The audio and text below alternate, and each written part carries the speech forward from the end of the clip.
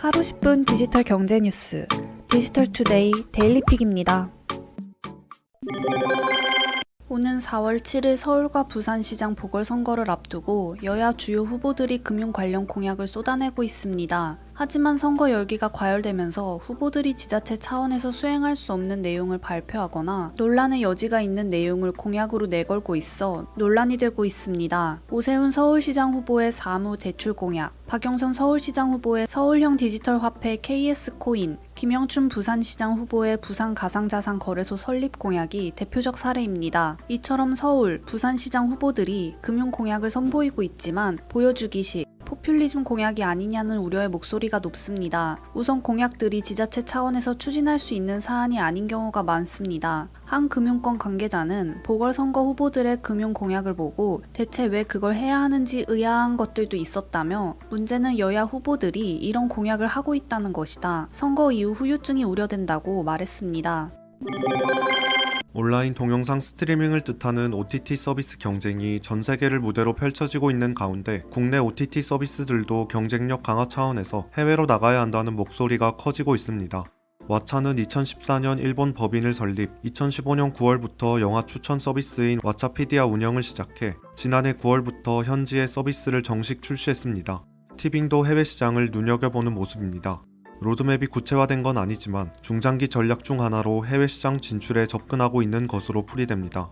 한국 미디어 정책학회가 마련한 아시아 OTT 시장 현황 조사 보고서는 한국 콘텐츠가 가진 경쟁력 등을 바탕으로 국내 OTT 사업자가 아시아 시장에서 나름 경쟁력을 갖출 수 있을 것으로 내다봤습니다.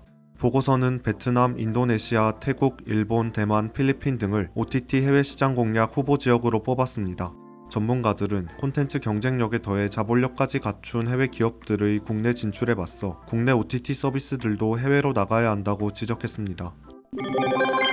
삼성전자가 업계 최초로 하이K 메탈 게이트 공정을 적용한 대용량의 512GB DDR5 메모리 모듈을 개발했습니다. 이번에 개발된 DDR5 메모리는 메모리 반도체 공정의 미세화에 따른 누설 전기를 막기 위해 유전율 상수가 높은 물질을 공정에 적용해 고성능과 저전력을 동시에 구현한 것이 특징입니다. DDR5는 차세대 D램 규격으로 기존의 DDR4 대비 2배 이상의 성능을 지닙니다. 향후 데이터 전송 속도를 초당 7200메가비트로 확장할 계획인데 이는 1초에 300기가 용량의 UHD 영화 2편을 전송할 수 있는 속도입니다. 삼성전자가 이번에 개발한 고용량 DDR5 모듈은 업계 최고 수준의 고용량, 고성능, 저전력을 구현해 차세대 컴퓨팅, 대용량 데이터 센터, 인공지능 등 첨단 산업 발전의 핵심 솔루션 역할을 할 것으로 기대하고 있습니다.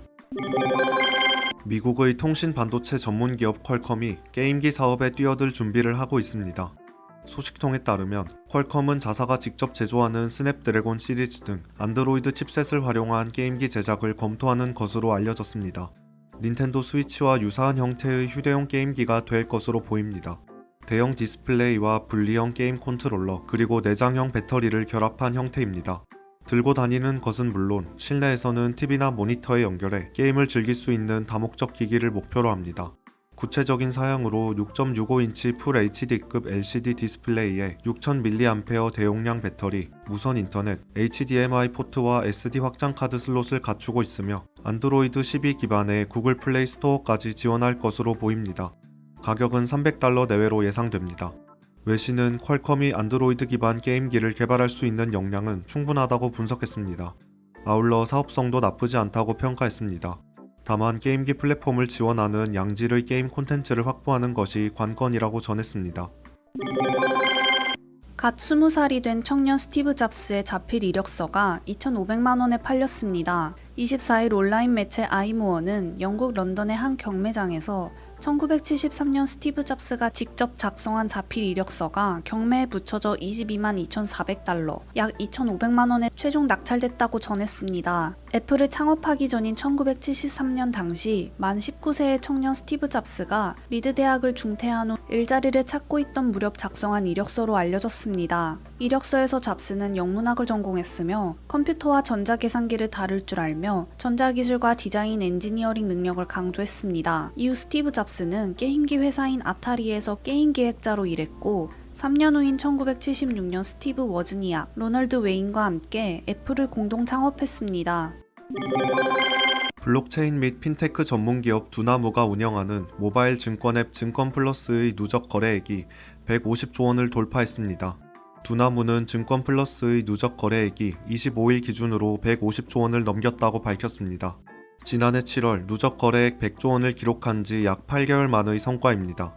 모바일 환경에 최적화된 인터페이스, 여러 증권사 계좌를 연결해 관리 및 거래할 수 있는 편의성 등이 투자자들을 증권플러스로 이끌었습니다. 이용자 수도 눈에 띄게 증가했습니다. 작년 11월부터 4개월 만에 신규 가입자 수가 77% 증가했고 거래 회원 수도 23% 늘었습니다. 증권플러스의 지난 2월 월간 활성 이용자 수는 109만 명으로 비증권사 주식 어플 중 1위입니다. 두나무 관계자는 모바일 투자 환경에 최적화된 기능과 서비스로 투자자들이 가장 먼저 떠올리는 국내 대표 증권 서비스의 위치를 확고히 할 것이라고 덧붙였습니다.